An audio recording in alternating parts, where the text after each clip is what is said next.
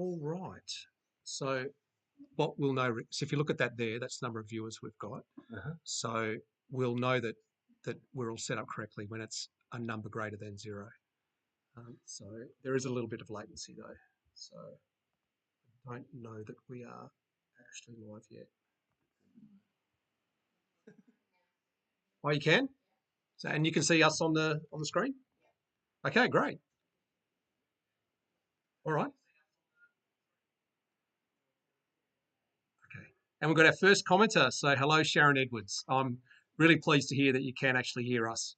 So yeah, so hi from everyone. I'm Paul, and this I'm Ricky. So this is what may become an ongoing thing. It's the Paul and Ricky show. So Ricky and I know each other from high school. We went to high school together. We went to Mount Lawley Senior High School. And so we've been mates. We first met when we were 12 years old at the start of year 8. And we've known each other since being 12. So that's what now. Do the maths. So 41 years. Yeah. Yeah. So Rick and I have known each other for 41 years. And we're very, very good friends. And as you probably noticed, we have a good time when we're together. We find it really easy to have a laugh. And that's certainly something I need in my life right now. And Ricky, I think everyone needs it in their life. And I've found it with Ricky. So there you go, mate. So on the basis that our cancer update, I think it was 106, we were just having a chat. Went so well, we decided to have a go at doing a live stream. And of course, it helps if you have a topic for a live stream. So we ended up organically working onto the story of broken bones and how you got them. So I told a story about how I broke my left tibia and fibula in Buenos Aires jumping into a train in the subway in Buenos Aires. Rick told a story about how you broke a middle toe, and what else did you break? Your wrist? Of ribs, my wrists. And your wrist. So we immediately had some stories to tell, and we thought there must be other stories out there. So I created an email account, and thank you so much. 5 of you have written to me with broken bone stories, and today we're going to read through those. So the content is provided by you. So we are simply, just let me get the camera a little bit nicer. We are reflecting back the content that you are providing us with. Yeah. So if we do this on an ongoing basis, please do know that you are in control of the content to a very real degree. If you email us a great story, we will read it out. So that's good.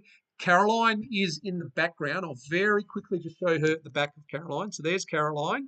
So Caroline is moderating today, and she will be bringing it to our attention any comments that we miss, because of course we can't read the comments when we're in the middle of a conversation. And she'll also be putting naughty people in timeouts. So if you make a naughty comment, your comment will be deleted and you'll be given a timeout. If you're very, very bad, then we will remove you from the channel, unfortunately. All I see at the moment is a lot of people saying hello from wherever they are. Yeah. There's a load of different places there. It's great. Hi. And you know what's great? I can see hi from the UK. Yeah. Which is Liz in Wimbledon. Which is 2 a.m. I know in the UK it's currently 2 a.m. Yeah. It's 2:04 a.m. in the UK right now. So good on you. Power to you. Liz in Wimbledon, well done. Because we have simply woken up at our normal time and are doing something at a normal time. Yep. It's a public holiday in Western Australia. So Caroline, for example, doesn't have to be at work today. So we scheduled it into a very nicely gentle place for it to fit. But Liz in Wimbledon, you fit it in at 2:04 a.m. on a Monday morning, and so kudos to you.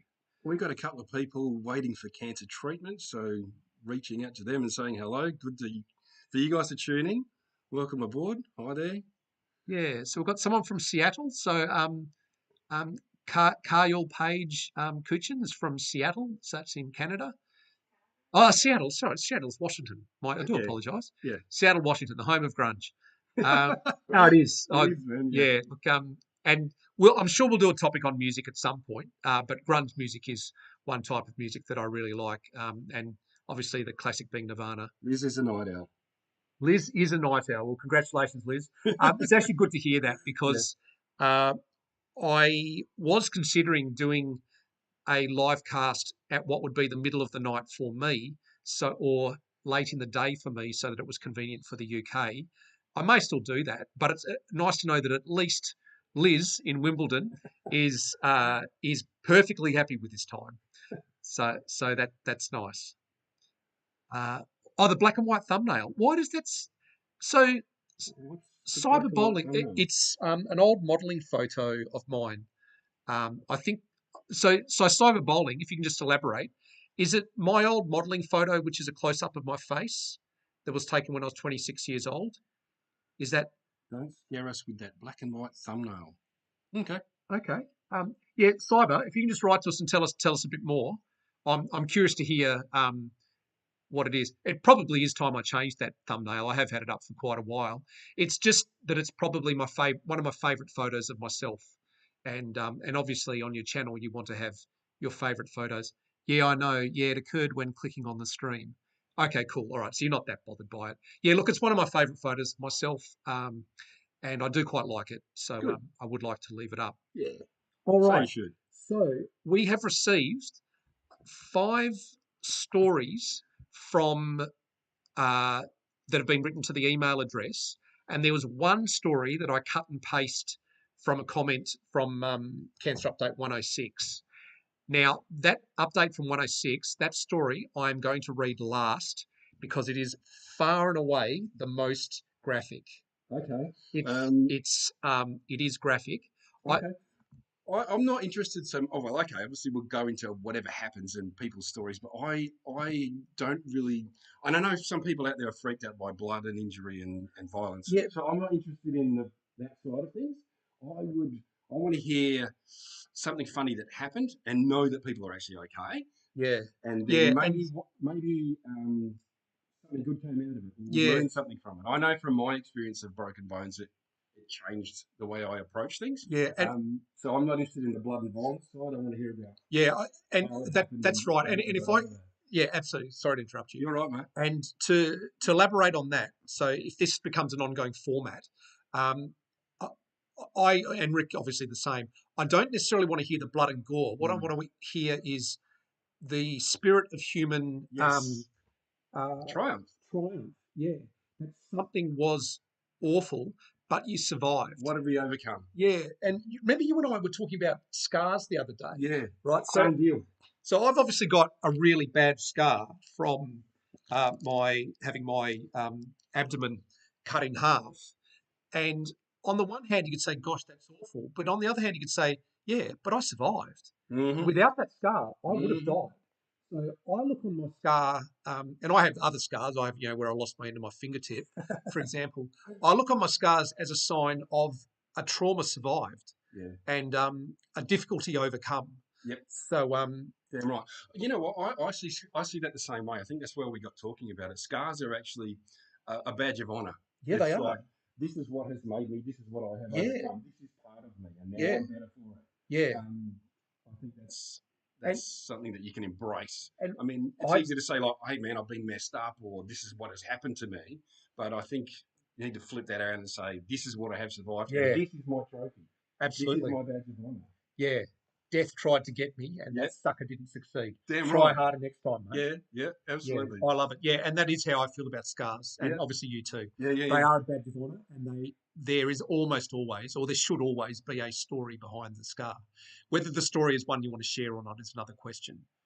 So for today's stories, but also if we do this again for other stories going forward, tell us about the strength of the human spirit.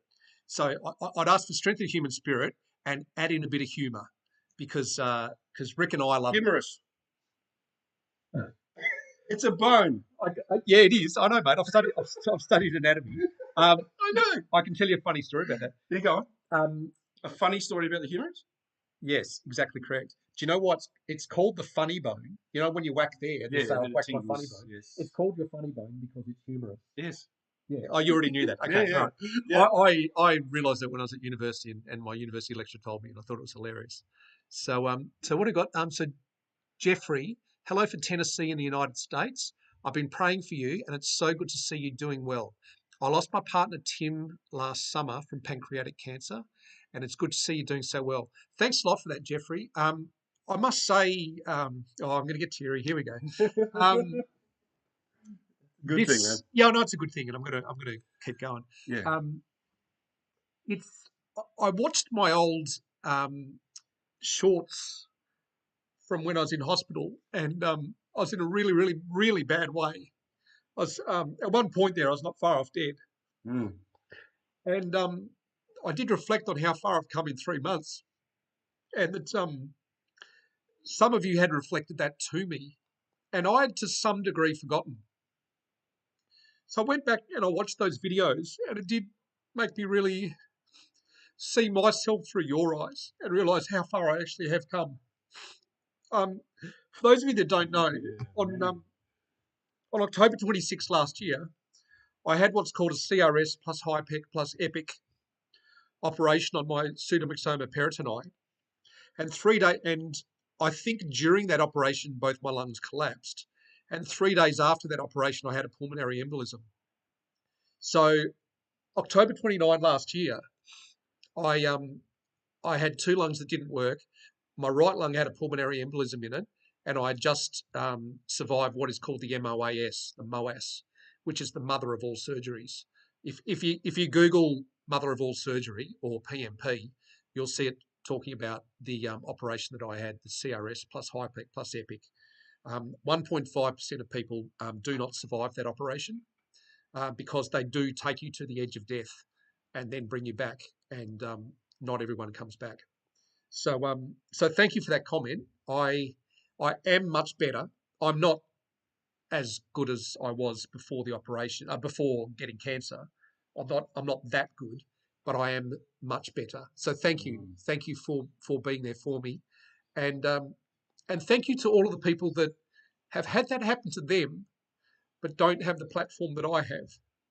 Because I have this platform, so you are able to send your thanks to me. I also recognise there are many people that don't have that platform, and yet you have had a very difficult time, and you have survived, and you have carried on. So I say thank you also to all the unsung heroes that are out there. Carers, the Carolines of the world. Can you? I need to go and get a tissue box. Sure. Can you go and carry on? Yeah, no worries. Paul will be back in a minute. Obviously, he's going to compose himself and get himself back together. Dude, that's a hard act to follow. Poor guy. Yeah, okay. It's not so funny when you break a bone. Yeah, well, it's not. It's not so funny when you break a bone. But I want to hear something. Has anyone slipped on a banana peel? Oh, that'd be good. Yeah. Yeah, has anyone slipped on? Yeah, I mean the classic, right? Whee! Well, something must have happened to somebody. I'll tell you what. I want to hear the funny stories. We'll kick off by. So I've got 6 stories from viewers. I got somebody asking me if you tried the Ben and Jerry diet. What in the world is that? Okay, the Ben and Jerry is an ice cream brand. We don't have. I know. Yeah, we don't have Ben and Jerry in Australia. We do. Yeah. You can buy it. It's quite expensive. Okay, I know we have Baskin Robbins. The Ben and Jerry diet is basically after you've got cancer or whatever, you're very, very thin, and you need to put on weight. You need to get as many calories into your body as you can. Yep. And one very nice way to do that is eating a lot of ice cream. Yeah, all right. And it's called the Ben and Jerry diet or the Baskin Robbins diet or whatever. I'm just going to go off screen and blow my nose. Okay? One thing I can share with you guys, though, especially while we're talking about diet, is Paul and I had burgers the other day. I like to eat, as may become apparent.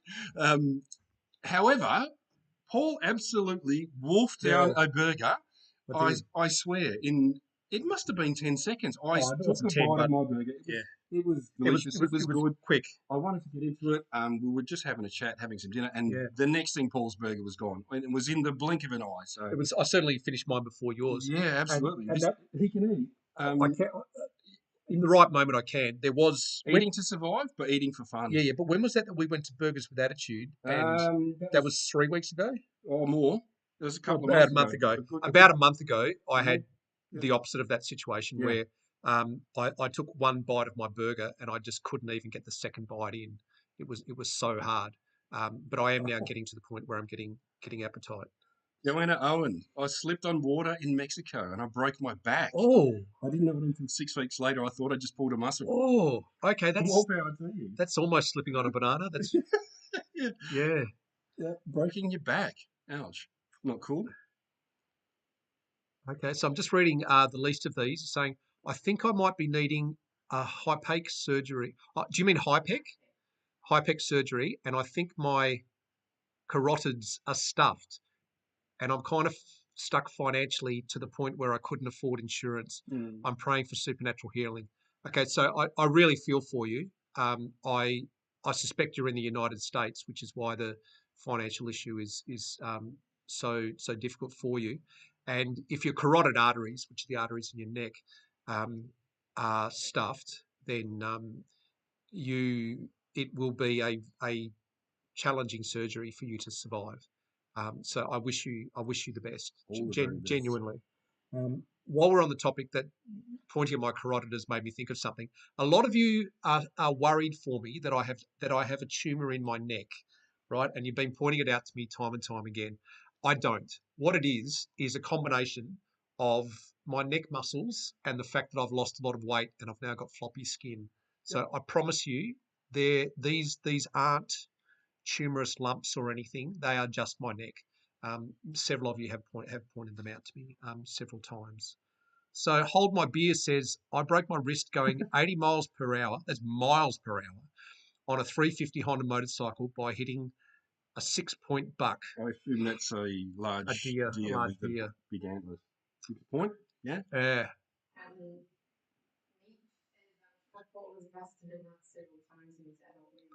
um, yes. Look, okay, It's escalated quickly. it did escalate quickly. Look, let's cover this topic.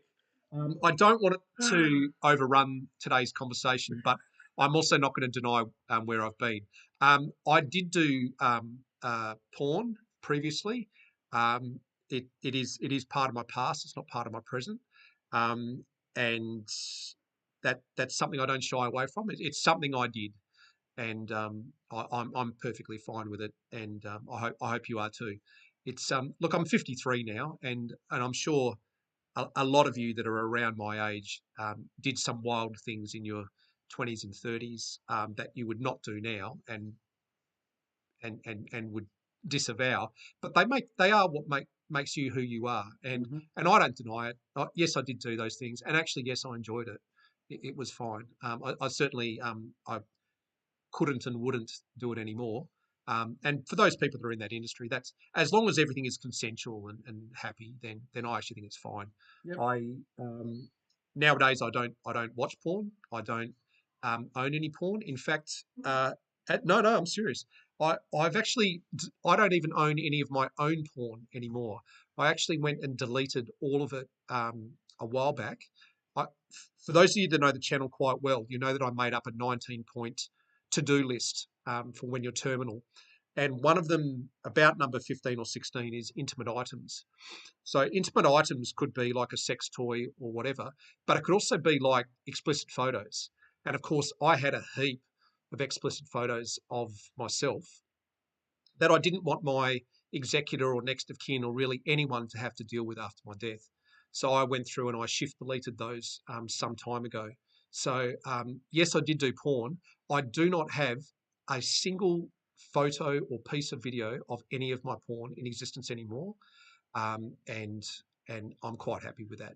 So yeah, there we go. So Cool. let's leave it at that. I don't want it to be topic of today's Whilst we were talking conversation. about that, I'd just like to say that there's quite a few people that have tapped into some of the conversation that we're and support for one another. So someone a little while ago, and I'm sorry I forgot your name, spoke about their need for care and the financial struggle with trying to get that care. And there's people offering support and guidance in that respect. So I think that's just awesome. Yeah, People are talking about that and offering that level of support to each other. yeah, That's and look, actually really good. and It's so cool to see some of the things that people are saying. It's so nice. And look, I can't promise anything, but if that person that said they're in financial straits, if you wanted to set up a GoFundMe page, I would be happy to put a link to it on one of my videos and support you in that way. And that goes to any of you that are need money for medical means. I am happy to point people at your GoFundMe page. I don't have one myself. I may change that in the future, but to this point, I've not got a GoFundMe page or any kind of other donations page. I do get asked about it, like people that would like to donate money to me, and I actually had at least one person that subscribed to my Wingman Wilcox Substack account purely because they wanted to get some money to me. So I know that some people do want to do it. I just I haven't up till now, and as you can tell from this conversation, I think there are other people out there that need money more than me. So that's cool. Oh, So Eric broke his finger taking his shirt off at the beach. hey, on the Sorry to beach hear that, Eric. boardwalk, That's a good effort. I reached behind and yanked up, and the sweat made it stick. Yeah. Now left with a crooked finger, and he just laughs about it. Okay, that's Middle finger?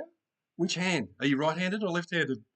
I think it makes a difference because you get to show people. yeah, that's true. Yeah, so Eric, let us know whether it's your left or right hand that you have the crooked finger on. Because if it's your right hand, that means when you flip the bird, it looks particularly funny. Yeah, and you have an excuse to do it whenever you like. And speaking of being funny when right-handed and right, yeah, so Right-handed and right. good on you.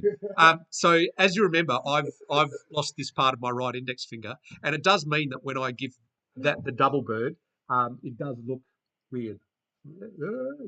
So yeah, so there you go. So look, we're 21 minutes into this podcast about broken bones, and I haven't told a single broken bone story. We've got a couple coming Oh, in so here, the- but that's good. from the viewers. Yeah. And I saw Caroline said hi to Bettina, and Bettina has actually sent a story in. Oh, cool. And Bettina, she's from Germany.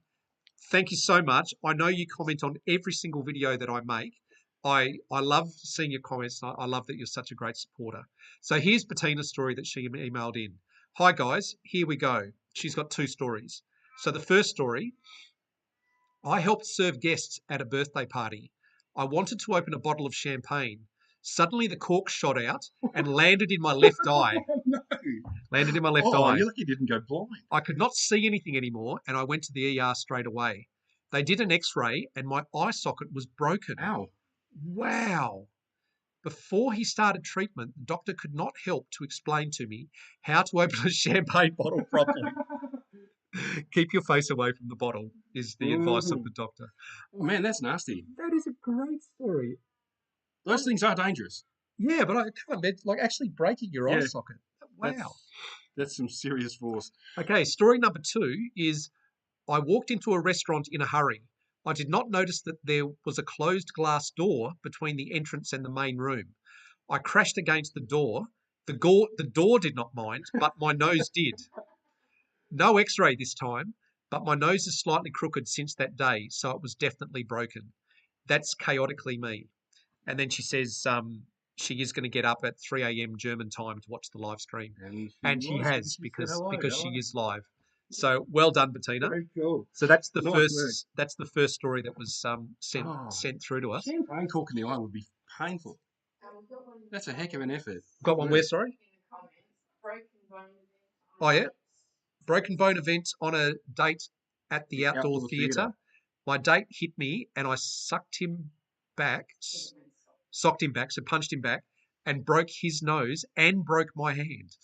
Ooh, okay. That's an interesting day. Yeah. How did that happen? Okay. Yeah. Now, for those of you that don't know, I did half a degree in radiography, which means I know some really weird random facts.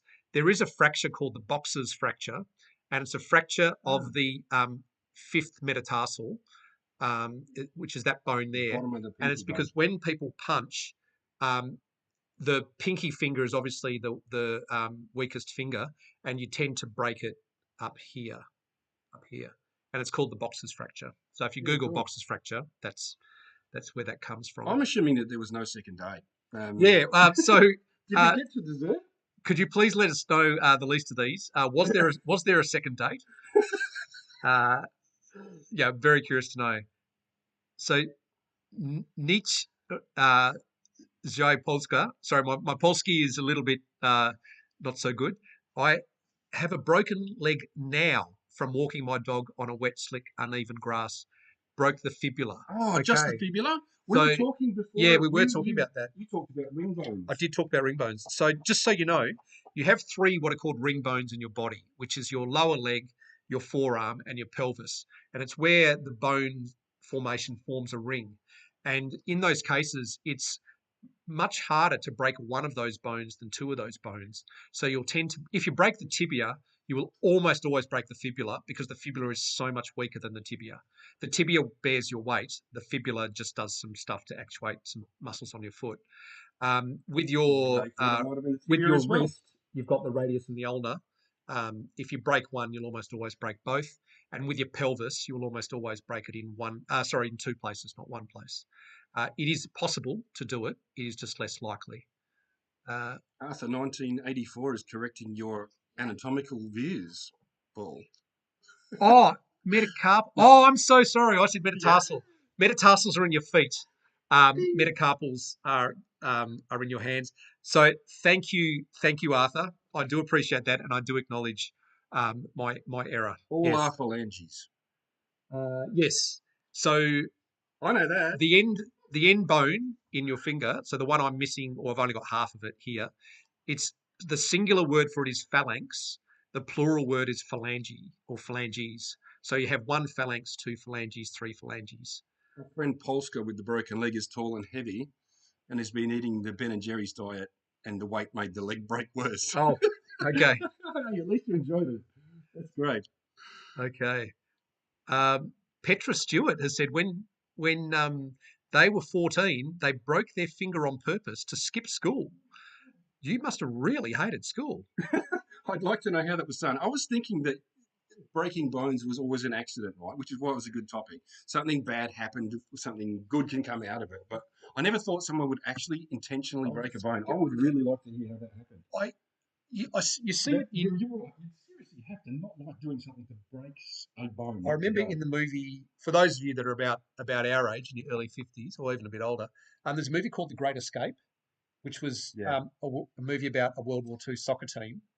And just before the game, one of the guys does have one of the other teammates deliberately break either his arm or leg.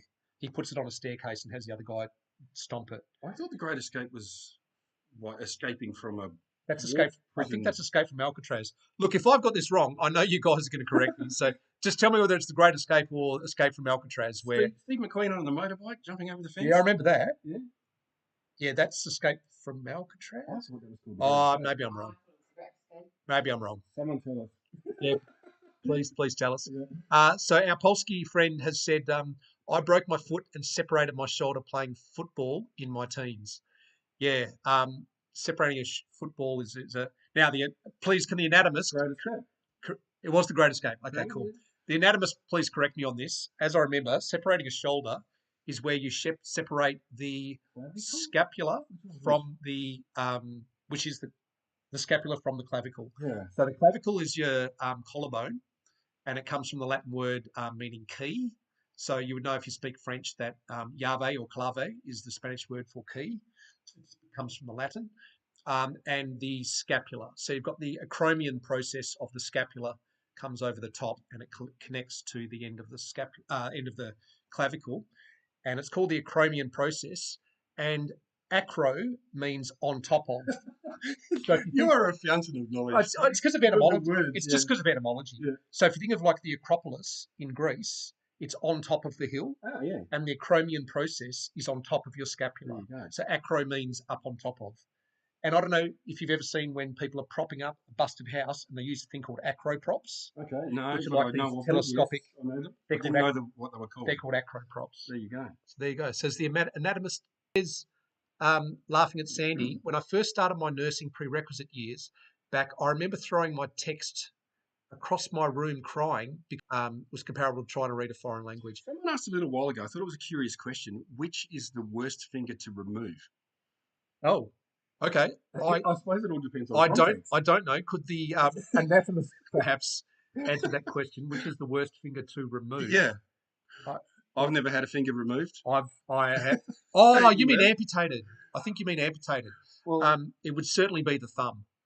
Without a doubt, it would be the thumb because the thumb is the one that opposes. Sure. So without a thumb, it's very much harder to grasp things. So I would think the thumb, and I think it would probably even go in order. It'd be index, middle, ring, small. Rhonda Uh, broke her clavicle when she was 13. It was horrible. Couldn't move the arm. It's a limp yeah, noodle. Yeah, feel sorry yeah. for that. That's I've not good. I watch a lot of Australian football, and a broken collarbone occurs periodically with AFL football, and you see the person just walk off with their. Normally, actually, they will hold the arm up with their other arm.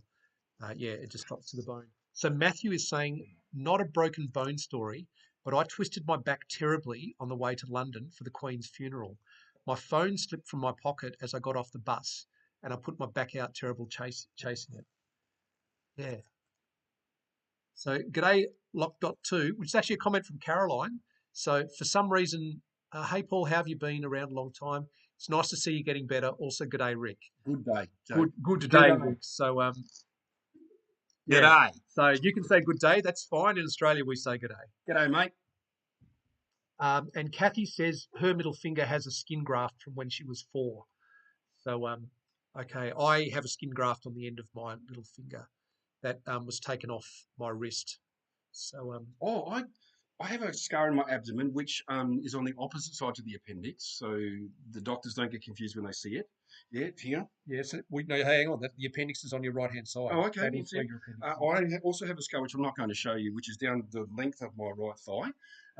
And that was from surgery. I have a nice scar, which you probably can't see around the side of my head here, where I can confirm there is a scar. there is, yeah. I flipped open the side of my head and took a tumour out of my ear, so I no longer have hearing in my right ear. But the eustachian tube, which is the tube that runs between your inner ear and your nose, And nasopharynx. It goes to yeah, the back of your so throat. that's blocked. And the first time they did that was with fat from my abdomen, so free lipo was part of the deal. Oh, okay. Not that it's helped much, but Ben and Jerry's, hey.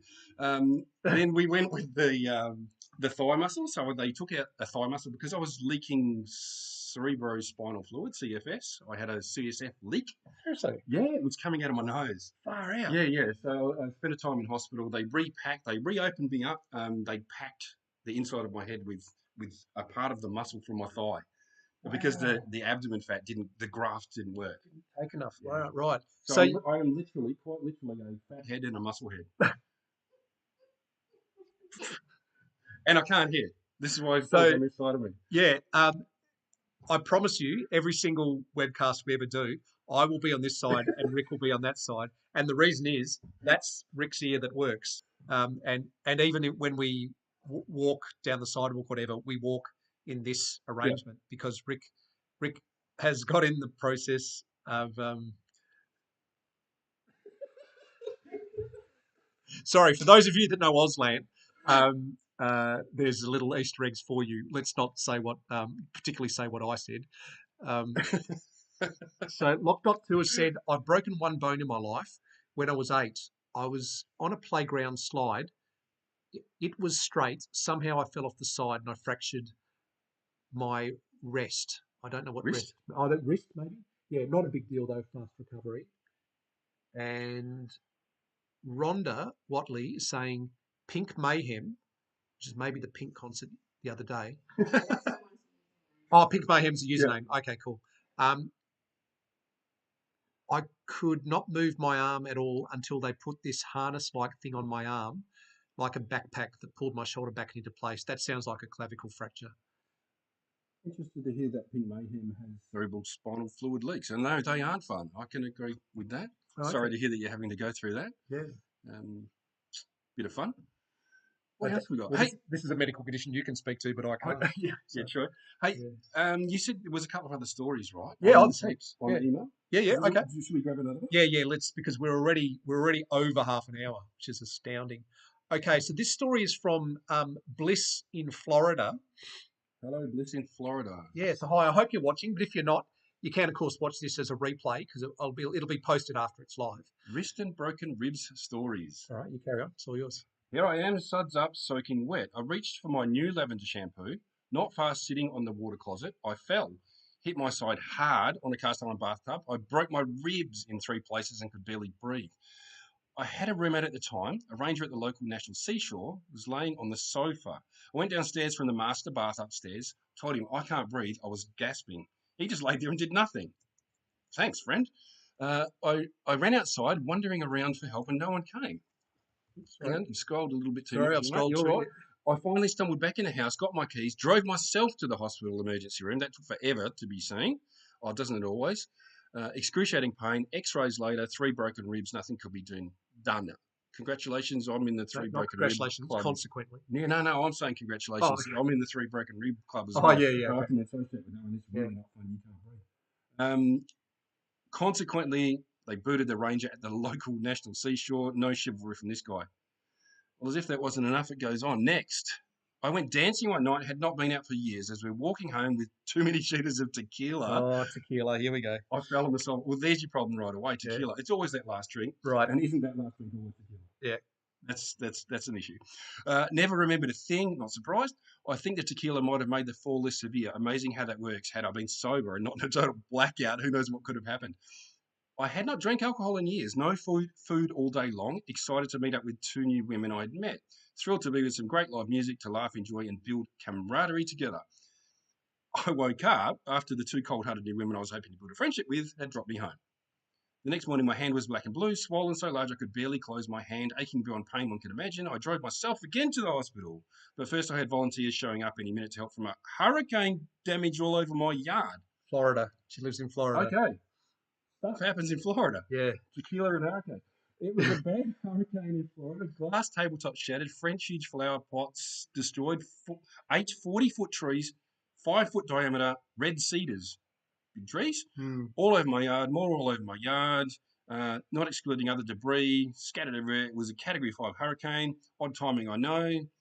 I was so tired of being alone, I went bar hopping. I left the yard, went back to the volunteer group. Never thought there'd be so many homes destroyed. I thought someone would contact me. Help from volunteers. It was my only shot after all this storm. I had to be there. Directing what I needed help with. They showed up as volunteers, blah, blah, blah, blah, blah. No neighbours chipped in, and I'm surrounded by multi-million-dollar homes. What a lovely neighbourhood.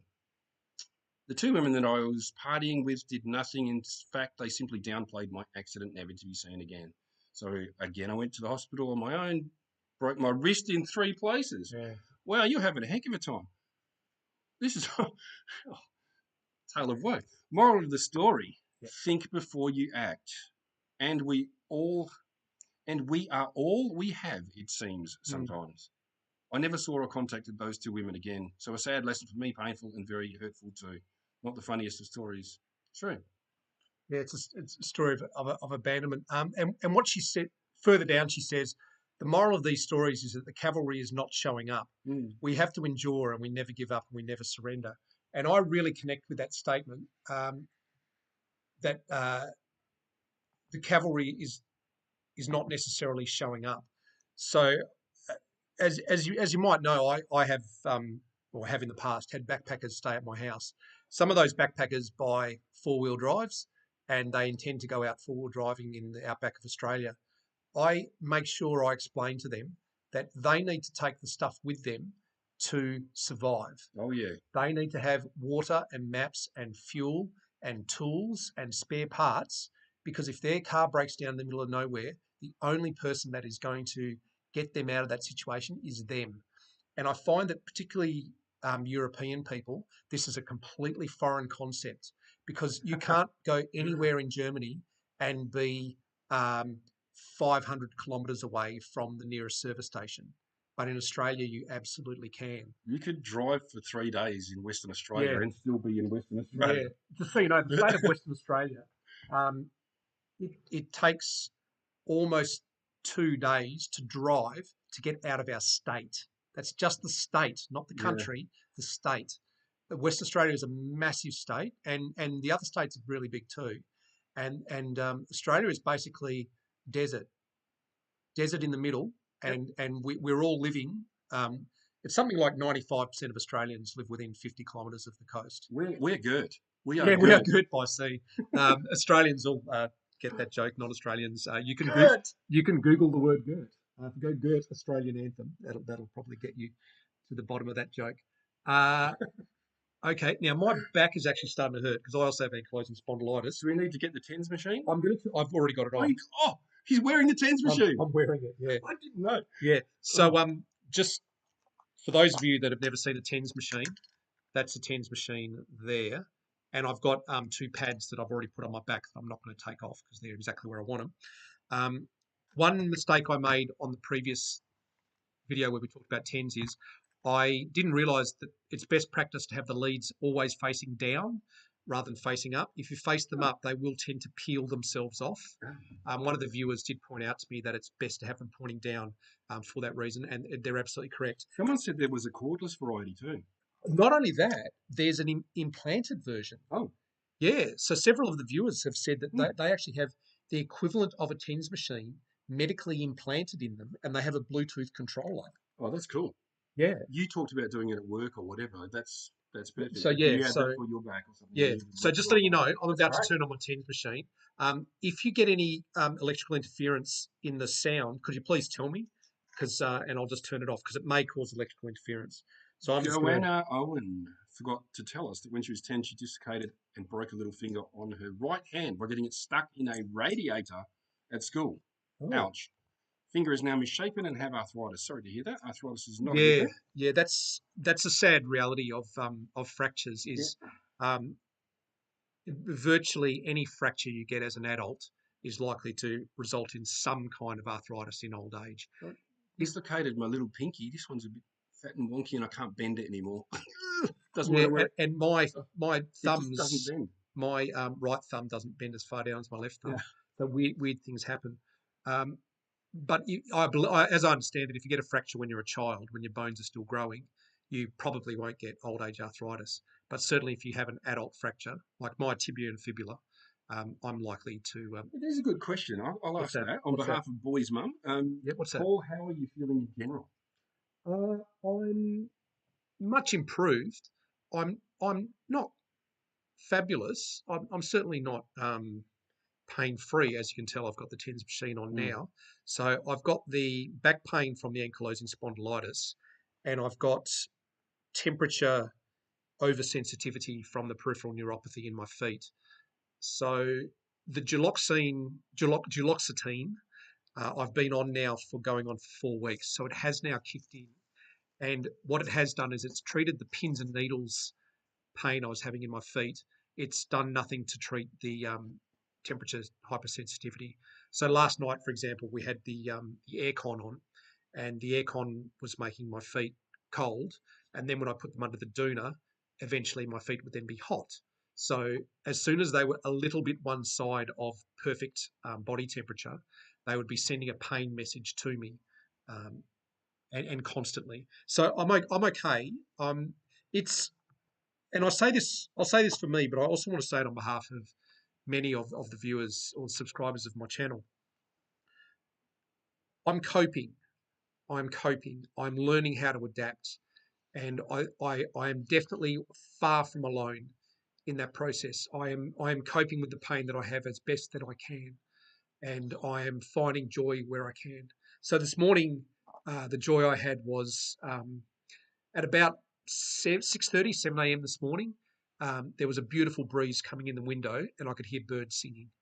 And I remember thinking, I'm grateful to hear that.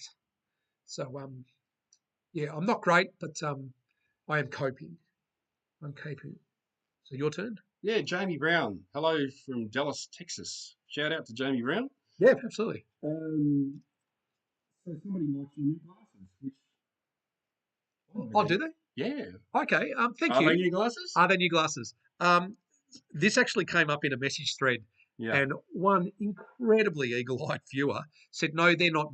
They're not new. If you look back on update 67 or something, I forget the exact number, he wore them then, so they're not new. He just doesn't wear them. Hasn't worn them until now. They're not new. They've been in my top drawer for a long time. The glasses that I have historically worn are now a bit scratched, and I've transferred to these glasses which are not scratched. In both cases, I bought them off eBay, and they were under $15 Australian delivered, which is under $10 US. They are not expensive. They just look. They look a million bucks. I just think they look cool. That's why I bought them. Absolutely. I think they look cool. These are what are called anti-blue.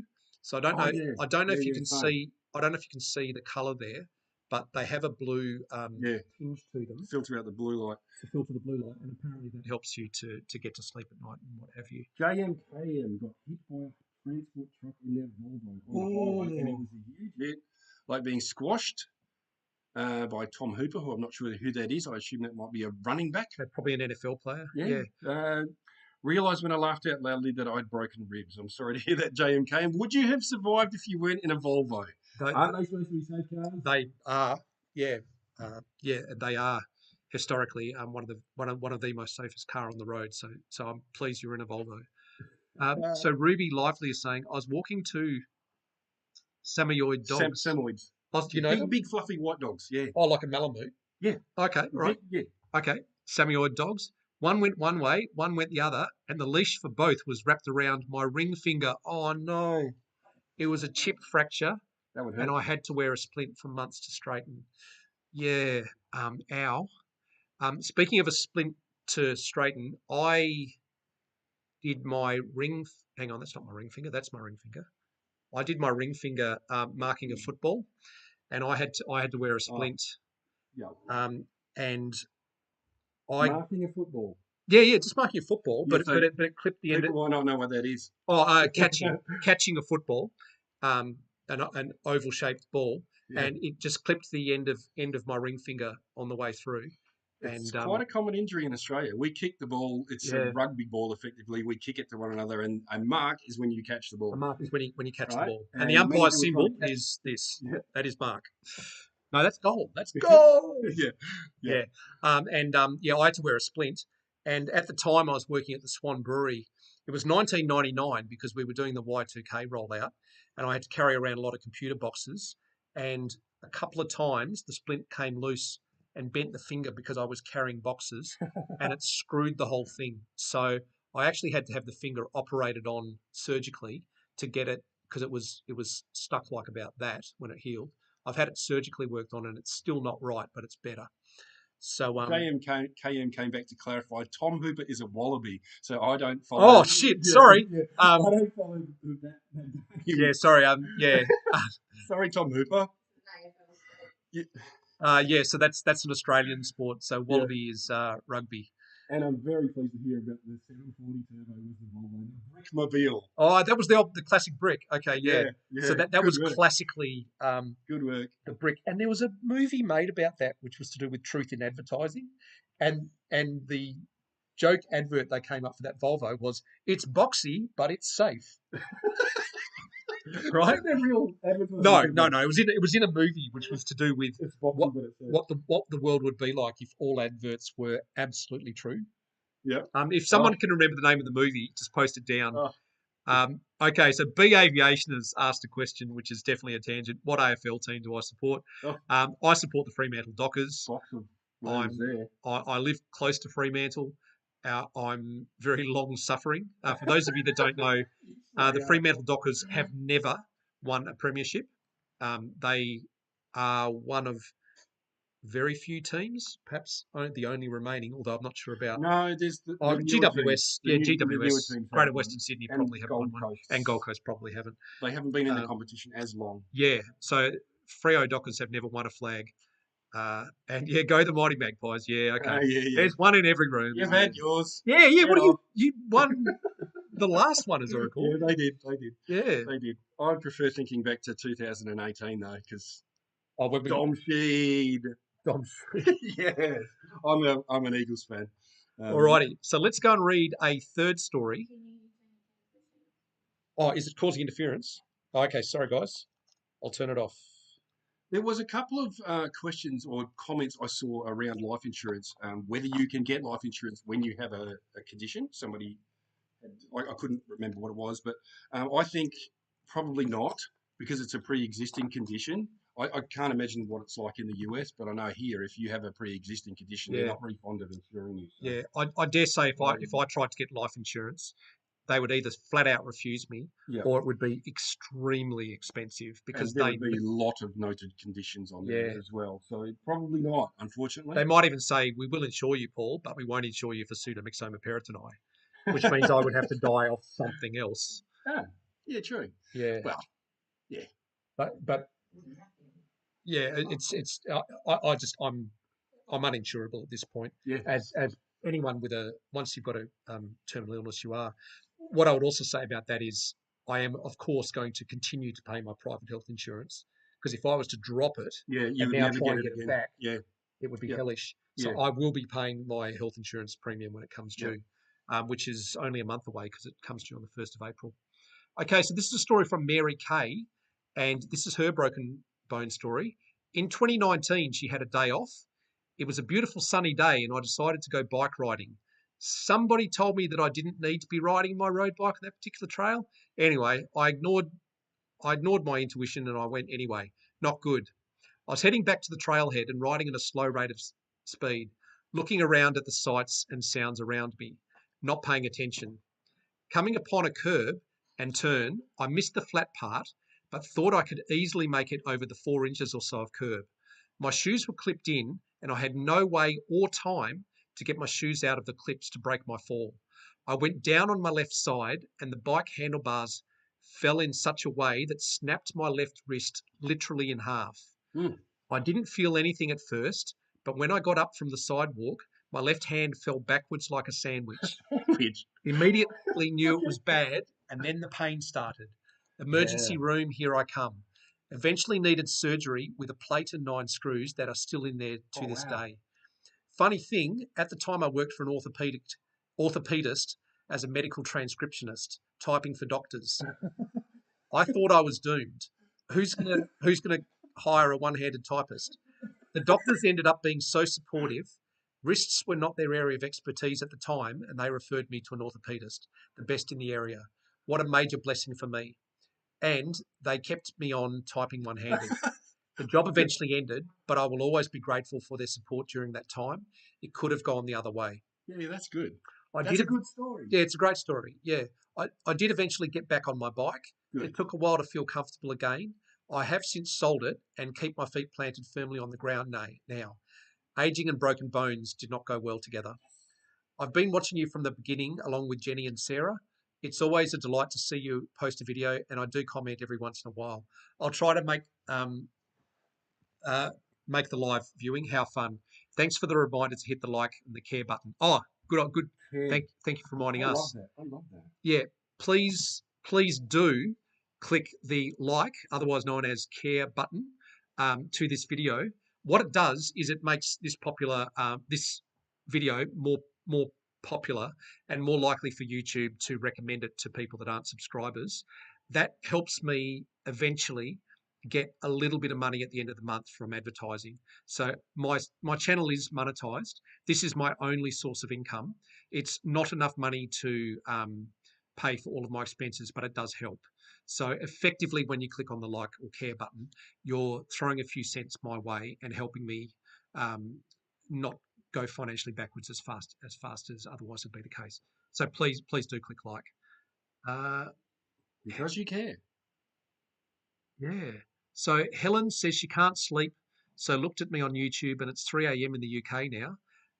So glad I did, as catching you both live. It's lovely to see you so bright, Paul. Yeah. Yeah, thank you. It's lovely to see Rick bright too. But I'm not very bright, but I can lift heavy things. you're bright, Rick. You're bright. Um, Miss Black, no, Paul is not losing weight. Paul's no, weight look, is fairly stable. And yeah, he can look, I'm stable.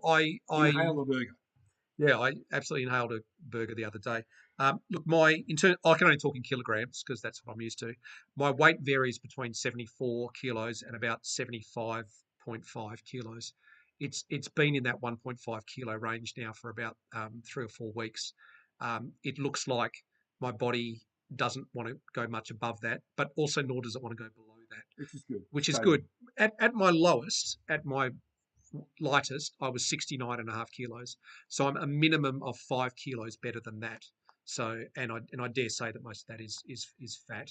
So I do have at least 5 kilos of fat on my body now. Okay, good night, snuffling hedgehog. Give Oh, give Teddy Cat a kiss. good night, snuffling Have a hedgehog. nice snuggling.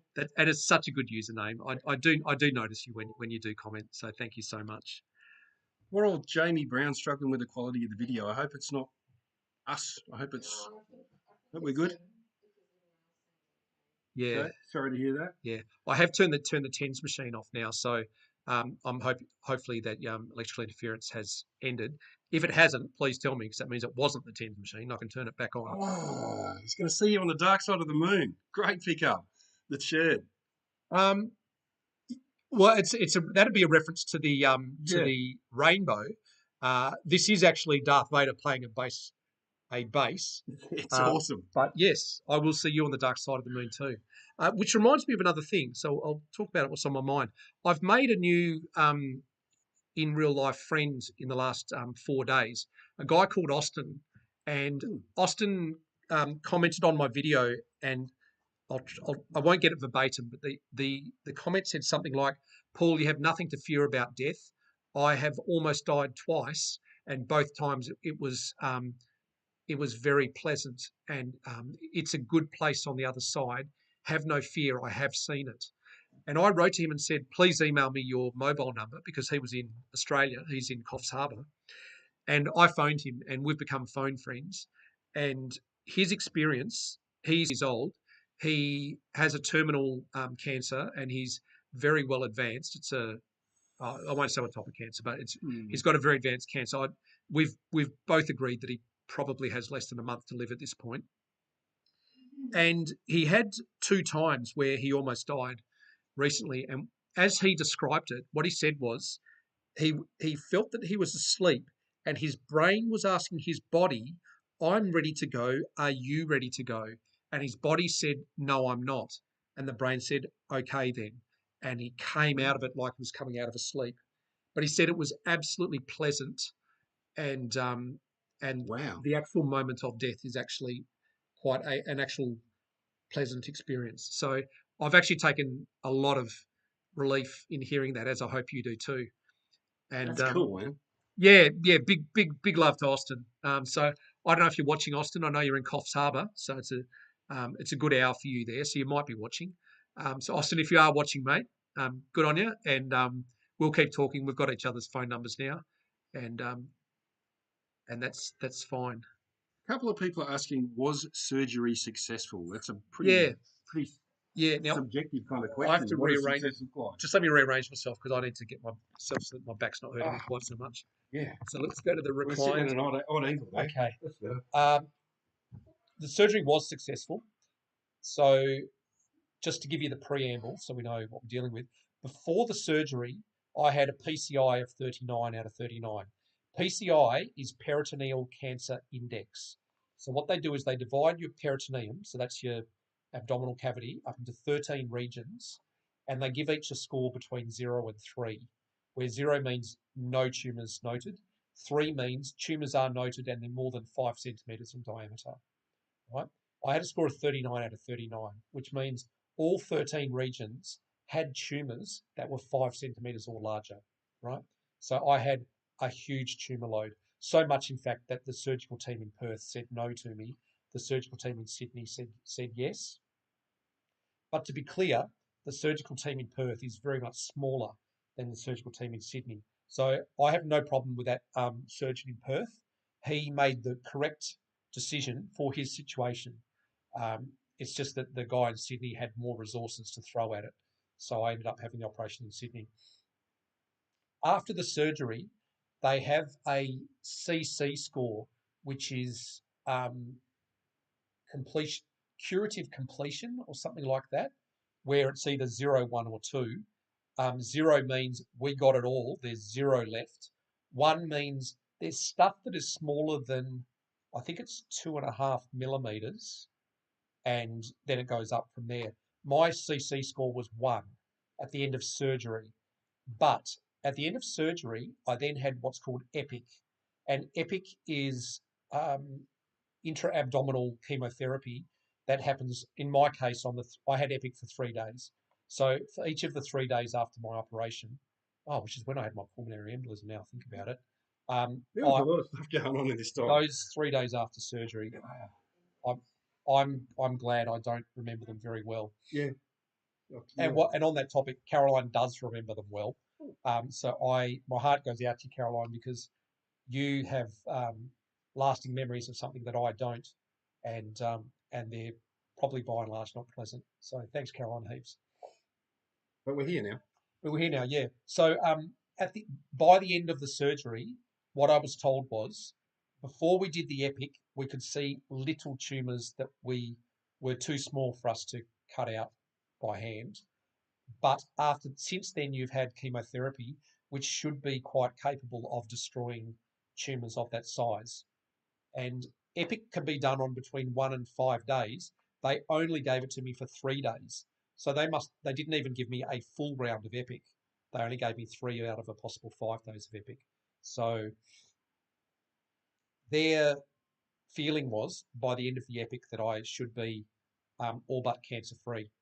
I have had my blood cancer tumours numbers done since then, and I do have a positive or an abnormal amount of the tumour marker in me. So I do still have some tumour in me, but that tumour marker number is vastly smaller than in October last year. So we'll find out. And in terms of finding out, we're actually going to find out fairly soon. So on the 15th of March, I have my first post-operative CT scan and angiogram. So the point of that scan is to do a baseline for my post-operative cancer situation. So I'm attending the radiographer on the 15th, and I'll have that report when I see the doctor on the following Monday. So somewhere around March 18, I'll be making an update for you where I'll talk about whatever was found. Bliss in Florida invites you to come and jump in the Gulf of Mexico. Oh, hey, well, Bliss was one of the stories we read out. Yeah. So thank you. You were the one. Hurricane. You were the one that said the cavalry's not coming. So yeah, thanks, Bliss. That was a great story and a great message there that the cavalry isn't coming. So the person that firstly needs to get you out of the problem is you. Sometimes you happen to have a heart attack right next to a paramedic. Often you don't, and the only person that can get you out of trouble is you. So I think it's a great message that you've got there. So at the moment, I don't know how bad my cancer is. I know that I do have some cancer in me, but evidently it's a small amount. And I am told that the type of cancer I have is a slow-growing tumour. So hopefully it really is a slow-growing tumour, and I have many years left to go. But we will find out. Good evening, North Central Texas. Hello over there. North Central Texas. Yeah, how you not going? far away from Florida. Just that's right. All right. Now, Rick, do you want to read the story from Sure. Paula Brady? You've got another one. Okay. Broken Bone Stories. Here we go. Hi, Paul. Thanks for sharing your life with us on YouTube. You're welcome. Thank you for saying so. That's great. May you continue to be blessed. Okay, a broken bone story. A couple of years ago, I flew to Omaha, Nebraska to help my son and his family while my daughter-in-law transitioned to a new job. I was staying in the basement, which had carpeted stairs. Barefoot and in my pajamas, I headed to the basement to get ready for the day. I had a delicious hot cup of coffee in my hand. Good choice. And I headed down the stairs, and all of a sudden, I took a slide down the stairs on my feet like a water skier skimming the water. I hooked my toe on the railing and landed on my butt. I didn't spill the coffee.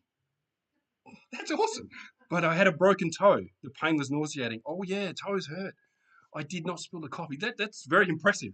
As I sat in pain on the floor at the bottom of the stairs, I decided to just sit there and finish my coffee as I breathed through the pain.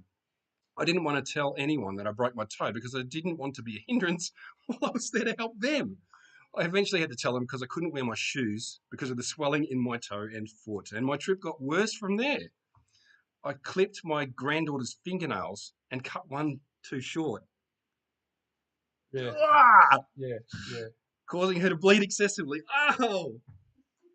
Oh no, I feel that pain just thinking about it. Read the next sentence. Then all 5 of us got COVID. It was a trip from hell. It sounds like it. My toe still isn't the same. Perhaps it never will. Sorry to hear about your toe. But my daughter-in-law is still working at the same job and all is well. I'm glad to hear there was something good that came out of that, Paula Brady. I am most impressed by not spilling a drop of the coffee. And there's that, and I'm finishing it off. And there's that thing about awesome. The cavalry isn't coming. So she's broken her foot and broken her toe. The first thing she goes is, well, I better finish my coffee. So she's owning the situation at that point. Yeah. So good on you. Good on you. That's great. Shall we read the? That was a good story. Yeah. So And well told. Thanks, Paul. That was really cool. It's well told. So this is Whitney. You wrote that one up really well. That was really nice. So can you just read that one out as well? Want to read this one? Yeah, if you're all right. I hope this finds you legends well. I've lost count now how many bones I've broken over my 35 years on this earth. Excellent. Or, mind you, to the most silly reasons. This is what I like to hear. Yeah. I guess my favourite one would be when I was 5 years old at school. We used to always play the game Kiss Chasey. Yeah. So on this one morning, I was just standing still in the hopes that my crush would run up to me to give me a kiss. However, this was not how it panned out. Instead, the boy who always had snot dripping out of his nose ran into the back of me, and I fell over onto the concrete and broke my left tibia bone in 2 places. The little snot monkey. Yeah. While I lay screaming on the ground, the meanest teacher in the school came up to me, telling me off for making so much noise and told me to get up. She then went ahead and pulled me up, and I fell back down. What this person was. Yeah. It's true. I ended up having a lovely pink cast on my leg from my hip down to my foot for about 6 weeks, and then attended physiotherapy for what seemed like forever to learn to walk again. Learning to walk again.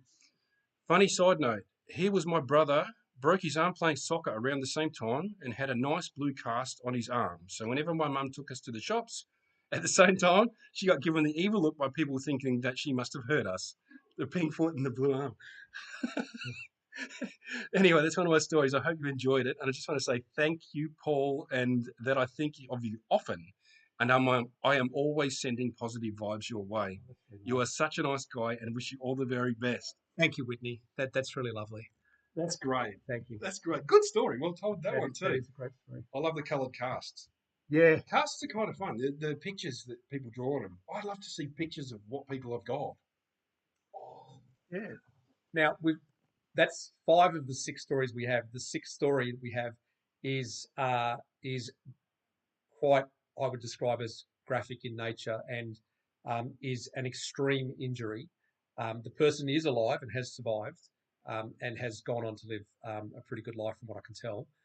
But if you are squeamish, or if the story's up to now I've made you squeamish, this last one is going to blow your socks off. Now, I haven't heard this. No, you haven't. No, so I'm actually thinking it would be funnier if you read it rather than me. Okay. Because I know it. It'll be... Okay, I'll give it a crack. All right. Just quickly, though, before we do that. Yeah, what's up? There's an interesting question. I'm not sure I quite understand it. Someone wants to know. It's JMKM again, our Block Volvo friend. Who would faint if the other broke a bone? Oh, I would be fine. During my... during the half degree I did in radiography, well, I'm going to print out a half degree for you. I'm going to rip it and put half your name on it, I swear. You can't have half a degree. Well, it's an unfinished, degree, right? Okay. So I do have a degree in IT. Yeah. I don't have a degree in radiography, but I have a fair bit of knowledge. You've got a lot of knowledge and understanding. Because I went there. You did study it. Yeah. And, sorry, I shouldn't say. And wrapped up in that was some pracs where we actually went into hospital. So I have, not only am I familiar with broken bones, I have, during my pracs, had to position people with broken bones on an X-ray table and X-ray them. So I'm very familiar with it. I'm very fine with it. So that whole thing, when the arm is flopping down, or you see when the foot flops to one side, I've been in heaps of situations where I've seen that. Yeah, so I'm not particularly squeamish either. So I think we get by. I'm fine with that. I wouldn't know what to do as well as what you would, but I'd get by. However, neither of us is going to break a bone to prove the point. No. So now quite a few comments have come in. Yeah. Oh, Pink Mayhem is Whitney. Oh, great! Oh, cool. I'm glad you heard it read live. Yeah, that's great. And Bliss has heard her story live. I know Bettina has heard her story live. So it sounds like everyone that emailed in has also tuned in live, which is great. That's awesome. Because remember, after this is a live video, I will post it up in my channel, so you can actually watch this again in a week's time. But seeing it live, I think, is great. It lets you interact, I think, which is the really, really fun thing. I've certainly enjoyed hearing the stories. They're great. Yeah. All right. So are you ready to read out this last one? I don't know. Am I? You said it's it's edgy? it's edgy. All right, let's give it a crack. Yeah. What Okay. have we got? What have we got? And the typeface is a lot smaller. Oh, Is that all right? No, all no, right. I can zoom it up for you. Yeah, please. All right. I There you loved hearing your stories. go. Tales of broken bones. Go, mate. Here's what happened to me in Corona, California on the 91 freeway. They were turning the freeway from 2 lanes to 4 lanes, and I was riding my Harley Davidson to work at the hospital as my truck had caught fire. This is a female, by the way. Okay. Yep. Well, a guy in a mini truck saw a girl driving a Harley, and his brain shut off and stupid kicked in. He would get behind me. Sorry, I'm having trouble reading this, and the font's hard. He would get behind me and then was blowing me kisses and dodging back and forth from lane 1 to lane 2, not paying attention to the traffic slowing where it narrowed down to 2 lanes.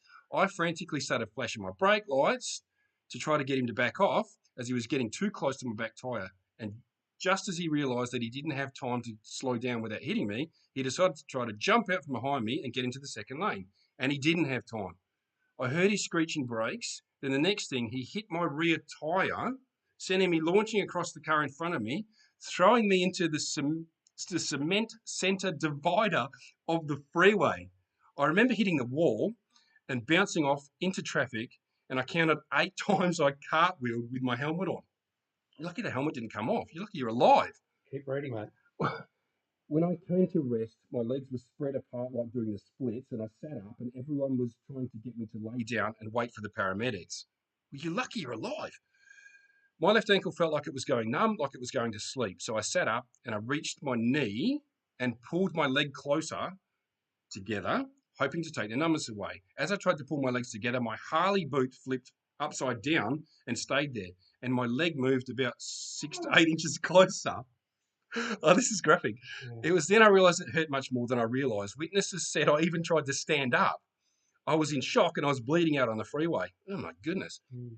I later found out after 6.5 hour surgery to reattach my left ankle that because I had proper boots coming above my ankle, that my foot was still inside the boot and the only thing still attached was one tendon and the artery. The artery. So The artery. So now the point here is Yeah. you need an artery and a vein. So Yes. artery means the blood is getting into the foot.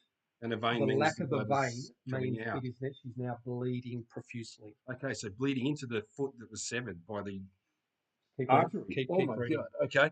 All right, where was I? Later found out my bloody artery. So blood was pumping into the severed foot in my boot, but there was no veins to return it to my heart and lungs. So I was bleeding out until someone put a tourniquet on until the paramedics arrived. Well done, someone. Yeah. Good first aid. I also, in the same accident, popped all bones out of my left elbow, had a broken neck, several reconstructed surgeries on my reattached left ankle, which is now fused and won't ever bend again, and 3 reconstructive surgeries on my left elbow, and severe bruising in my spine, causing me severe arthritis and now in daily pain. Get a TENS machine. But I'm alive. And the more I move around, the less pain I have. Excellent. Mm. After long periods of sitting, it takes about 6 or 7 steps just to stand upright. It's quite an experience. 2 weeks, quite an experience. 2 weeks before my daughter's wedding. And I had to be picked up from the hospital, then brought back immediately after the wedding ceremony. Praise God, I survived. You made it. Well done. Mm. As for the hit and run driver, witnesses say he looked in his rearview mirror, stepped on the gas, and took off. Great. Keep reading. Nurses said that night someone kept calling the hospital to see if the lady in the motorcycle accident had died. I'm sure it was him trying to make himself feel better.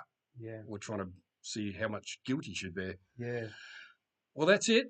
That's my horror story. Great having you on tonight. Yeah.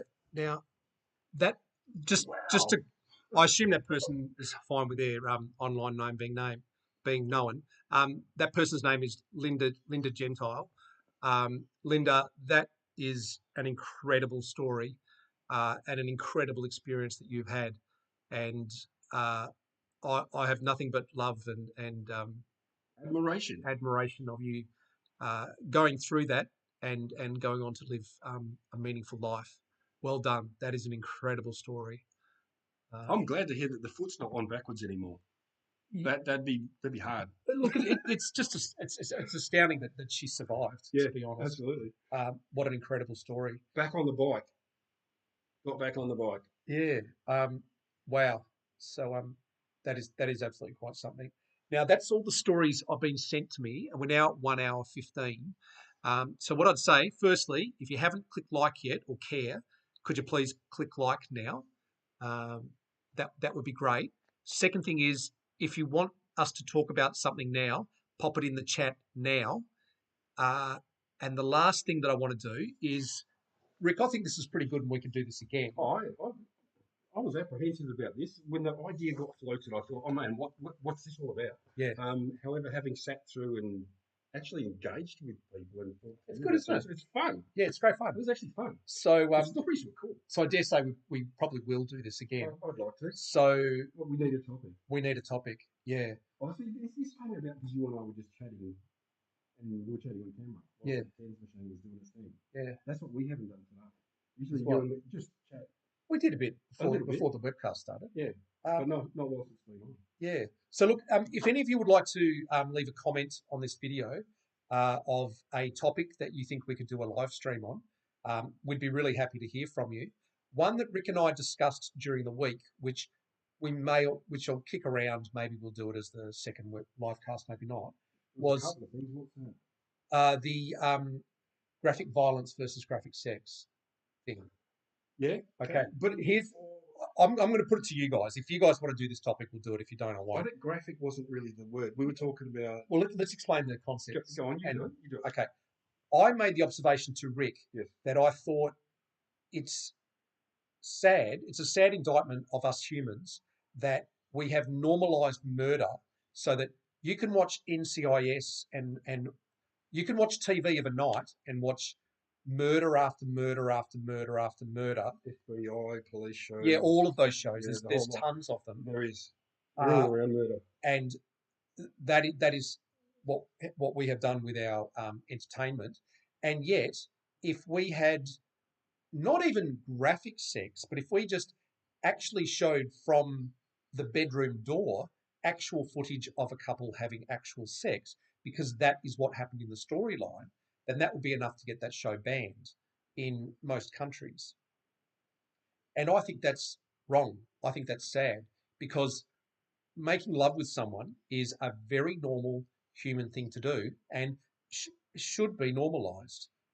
And murder should not be normalized. So I find it odd that we have done that, and I wanted to explore further about maybe why that is the case. There's not many people that were born out of a test tube, so we're all passengers of the fallopian highway. Passengers of the fallopian highway. Yeah. Oh, did you make that up, or have you heard that? No, I think I heard it somewhere. Look, I can't attribute that to an author or somebody that I've heard. I wish I could, but I certainly didn't make it up. I think I've heard it somewhere. Fabulous. Yeah, that's fabulous. That's reminding. But the thing is, I think to the point though, it's the act of creation. Yeah. It's what brings life versus the act of destruction. So you're destroying life. Yeah. We've normalized destroying life. We haven't normalized creating life. There you go. Yeah, that is what it is. So look, that's my idea for a topic for. I'm guessing we could maybe do this weekly, for next week. But if you've got another idea, I'd love to hear it for either the second live cast or maybe the third or the fourth or whatever. So if you've got ideas, throw them at us. I'm happy to talk with Rick about anything, So memories and murderies. Memories and murderies. Yeah, there you go. But it's not graphic. It's about the fundamental point. And what you said initially, your point to me was we have normalized murder. We have not normalized sex. Yeah, and let me give you two examples of giving the case for that. So two things. One is I used to work in Papua New Guinea, and in Papua New Guinea, women having their breasts exposed and breastfeeding a child is normal. Yeah. So when you walk past it in the street, no one is looking at that woman any different because they are doing just normal, boring stuff. Me as a Westerner, on the first day went, oh, check it out, that girl's got her boobs out. Oh, wow, boobs, right? On the first day. It only took me until about the second or third day where I went, oh, actually, that's normal. That's okay. I adjusted my norms really quickly, but initially I carried in obviously that Western point of view, but it didn't take long to change it. The other thing was uh, I visited I went on a holiday in the Netherlands, and on TV on the Netherlands was a shampoo ad, and in the shampoo ad there was a girl putting shampoo in her hair, and it showed her breasts exposed because you don't wear a bikini when you have a shower, right? So it was completely normal, and evidently on Scandinavian TV, showing breasts is normal because breasts are normal. And me as a Westerner, I was like, oh my God, I can't believe I saw boobs on TV. Whereas the Dutch people were just going, well, yes, because she's in the shower and that she would have her clothes off then. So it highlighted to me how out of whack my feelings are compared to some. So there was that. So there you go. So that's There's a comment, and I just thought I'd touch on it because just to clarify what we're really talking about here, somebody has suggested that sex is not a spectator sport, oh, which is a very good point. but And I think is murder. is murder, yeah, that's the same thing. And I to speak to the heart of the topic, I don't think we're not looking at or talking about voyeurism. Yeah, We're not observing sex. we're not referring We're to talking about the act of lovemaking, the yeah. art of murder, So whatever you in want the to call it. storyline, this couple do make love because they are a loving It's couple, contextualized. and it's got context, and it's not graphic. No, It's not close up. It's from the bedroom door, looking at the bed, and just not pretending. Like I've watched so much TV where there's a scene where there's evidently two people having sex, and the girl's got a top on, right? That that's not how most sex, at least most sex I've had, happens. So that's a whole other topic. yeah, and look, and I don't want to have a sensationalist No, porn conversation, no, but I do want to have a realistic. I'm more interested in the human aspect of the sociology here absolutely. of why have we normalised murder so Yeah. much, and I think that. Well, I won't. Let's have that conversation on Yeah, on that we could webcast. keep going on this. I'd be Yeah. so keen to hear people's feedback, and there's a lot of people that have said, "Yeah, that sounds like a good topic." So Okay. All right. That's cool. let's have Now, a crack at Caroline, that. just to check with you, is there any comments? That, No, I think we're people who would like to import some Aussie guys oh, to the States. Yeah, yeah. cool. Look, we're not all as good as Hugh Jackman, but That guy can dance. He can sing. What can't that guy do? he's a freak of nature, mate. Ah. I don't. He's a superhuman. Yeah. Uh, yeah. And by the way, studied acting in Western Australia, not just Western Australia. Whopper. He studied acting at Whopper, which is in Mount Lawley, and Rick and I both went to Mount Lawley High School, which is right across the road. Yeah. So It is. yeah. So Hugh Jackman actually studied 100 meters from our high school. I worked for that university. Did you? You worked for? ECU, Edith County University. Oh, is that right? What were you doing? I was working in procurement. But I still worked at the university. Oh, cool. It was great. It's a really good environment. Really good environment, the university environment. Who was Edith Cowan? She's an amazing figure. She's on our yes, amongst other things. She's Did you on hear our that first $50 note.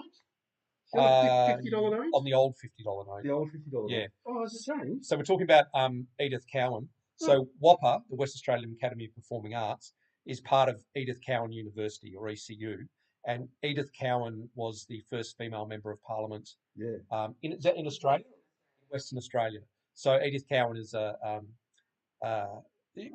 was she part of the suffrage movement or anything like that? Don't know. Okay, but she was the first female in the West Australian Parliament, so she was notable for that reason. We now have, I think they said in the paper the other day, more than half. I think it's 52% of our Parliament is now female. So we have got gender equality now in the West Australian Legislative Assembly, and it all started with Edith Cowan. So well done. So actually, Caroline, that's one you and I can talk about offline. Is whether you'd be interested in a live cast talking about influential female figures or something like that. Yeah, we'll talk about it offline. Somebody wants us to show them our koalas. Because, like, of course, we've just got them. Yeah, we've got a koala. Yeah. Let me just run out and grab my koala. Okay, so let me set some things straight here. The first thing to set you straight on is koalas live on the eastern seaboard of Australia. There are no koalas living endemically in Western Australia. There are some in wildlife sanctuaries and at the zoo and what have you. Yeah. But endemically in the wild, they live on the east coast. So you'll find them in Queensland, New South Wales, Victoria, possibly Tasmania. Oh, South Australia, is it? Okay, cool. Oh, Kangaroo Island. Yeah, you're right. Now, in terms of are there kangaroos in their backyard? For 99% of people, the answer is no. However, I do know 2 people in the 1% that do have. Look, man, they're awesome. You just, when I was a kid, you'd walk out the front, you'd grab your kangaroo, you'd put your school books in the pouch, and off you'd ride to school. Down the street. They're everywhere, kangaroos. Yeah. I do have 2 friends that actually have wild kangaroos on their property. If I get the chance to, I'll actually do an update from one or both of their properties, because it is quite extraordinary that these animals are wild and they just bounce around your backyard. So Alicia Lynn wants to know if kangaroos are mean. they're They're not mean. they're not mean unless you have to do something to provoke them. have to provoke them. You can walk freely amongst them and they won't hurt you unless you are menacing or act aggressively towards them. Mostly they will just hop away. Yeah. If they're wild, they're timid, they'll run away. If they're wild, they'll just hop away. Yeah. Where they potentially get aggressive is if you corner them. If you've cornered them, so you are standing between them and the exit, they have no choice but to fight. So they will fight. And their fighting is unpleasant. They lean onto their tail. The tail is very strong, and they balance, and they have incredibly strong back legs. Yeah, which they actually back legs. disembowel people. So you wouldn't want to fight one. No. Traditionally, they talk about the boxing kangaroo. But Yeah. they're kind of like a Tyrannosaurus. They don't use those front arms are not to be feared, but the rear ones are. Yeah. Yeah. And then you've got the tame ones. So at Serpentine National Park, for example, there are tame kangaroos that you can walk up to and feed. And they're fine. They're curious little creatures, and they come up and effectively beg for food. Australia's fun. We don't have any real seriously large predators. All the things that will kill you in Australia, you can barely see and you don't know till they've got you. Okay, I have a different opinion to you on that. What? The sharks, mate. Sharks? Okay. The number of shark attacks that are happening in Australia That's true. is increasing. Yeah. And terrifying. They're often fatal. Yeah. And if they're not fatal, they can easily be life-changing, like you lose a leg or something. Yeah. I certainly would not go swimming at an unpatrolled or unnetted beach in Australia. Yeah. Anymore. You know what? I used to a lot, and I actually think about it before I get in the water now. I haven't swum at the beach for quite a while. I don't know that I would anymore. Yeah, there's been a few lately. We had one about 2 weeks ago, which was up near Geraldton. It was a female, and she was in waist deep water, and she was bitten by a tiger shark, and she survived it. That is the very place that I used to go on holidays quite frequently. That's in Jurien Bay. Was up that way, Yeah. And it was waist deep water. Yep. So we're not even talking about she was out in the breakers. She was in waist deep water. Yep. And got bitten by a tiger shark, and she had to be medevaced to Australia. And had it not been for there being first aiders that got to her really quickly and the RAC rescue helicopter, she would absolutely be dead. So yeah. Sharks are spreading the word how tasty people are. Evidently. We have one joke in Australia, which is that sharks don't actually like the taste of humans, but it takes them one bite to work that out. The other joke we have is, I don't need to swim faster than the shark. I just need to swim faster than the guy I'm in the water with. So we have some gallows humour when it comes to sharks. Gallows humour, yeah, that's cool. Yeah. So look, I want to make sure we leave some content for the next time we do this. And Rick and I said roughly we'd do it for an hour, and we've now done it for 1 hour and 29 minutes. So really? It flies. I've lost track of all the time. Doesn't it? It doesn't fly. Yeah. So look, we're going to sign off now. I'm pretty sure this has been a success, but I'll look at the viewing stats during the week, and hopefully we'll do this again. I've got a fair feeling we will do. Thanks for attending. Thanks for your comments, and it would be great if you could think of topics that we can talk about. So to center ourselves on each of these go lives. Okay, so thank you everyone. Thanks from Paul. Thank you very much, guys. I really appreciated the feedback and the stories. And that was such fun. And Caroline, you want to say thank you? Okay. So thanks from all three of us. Have a great day, and let's keep calm and keep on going.